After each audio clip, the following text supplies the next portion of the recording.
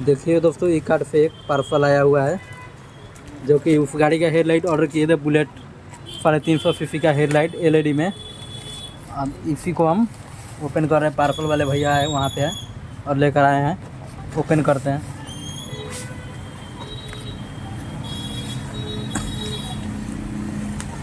देखिए किस तरह है।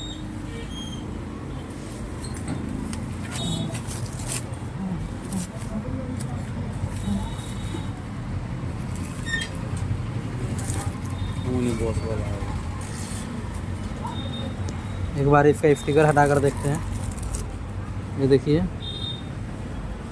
ये ऐसे लगता है। एक बार इसको जला कर देखते हैं। ये देखिए लाइट, ये देख सकते हैं। खाली साइड वाला बोर्ड